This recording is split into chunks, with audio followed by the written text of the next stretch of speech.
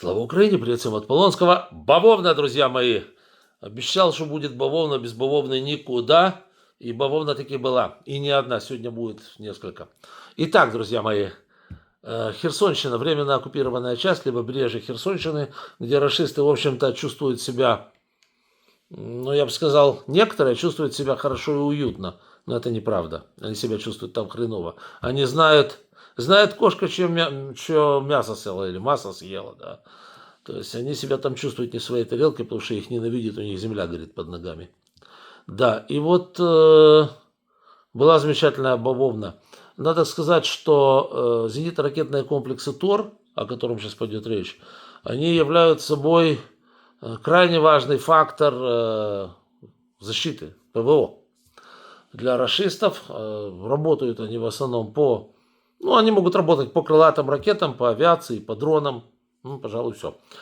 Вот. Но этого хватает, согласитесь, да?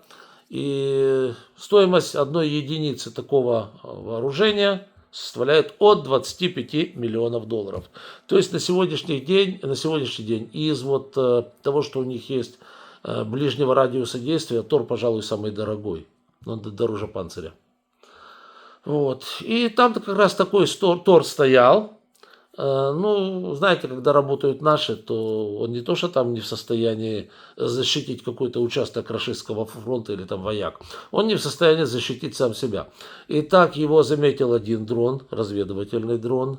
Убедился, что это не ловушка, что это не макет.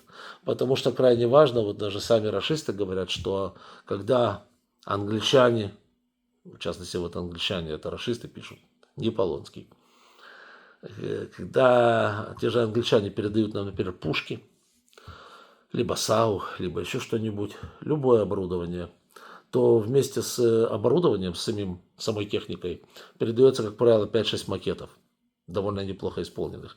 А вот откуда, кстати, потери такие сумасшедшие в Патриотах и так далее, и так далее. Надо сказать, что у нас тоже работает целая индустрия макетов, поэтому, ну, надо постоянно... Наши тоже понимают, что с той стороны, пускай они там криворукие, рукопопые, но тоже пытаются это все дело дублировать макетами. Но они же не идиоты, в конце концов. Вот, то есть убедились, да, что это не является макетом.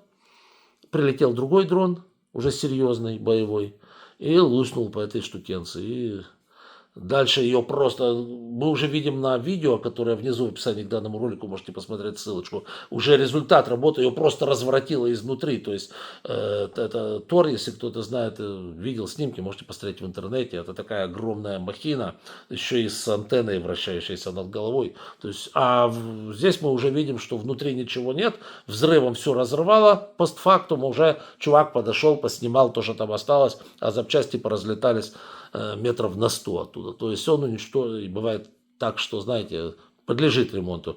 А здесь, ну, только переплавка поможет. Больше уже ничего, потому что его разорвало на шматочки. Вот. Так что, как говорится, минус у них ЗРК Тор. Товар, сразу скажу, штучный.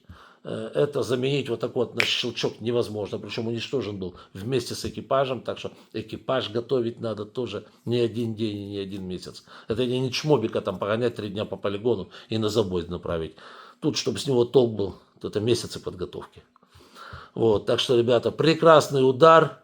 Значит, Тор принадлежал 205-й отдельной мотострелковой бригады. Войсковая часть 74, 814 из города Буденновск. Помните, там история была там с Басаевым, по-моему, в ту еще чеченскую войну было дело, да? Вот, таким вот образом уничтожен. Ну, как говорится, у рашистов в Херсонской области и земля под ногами горит, и не только, Торы тоже.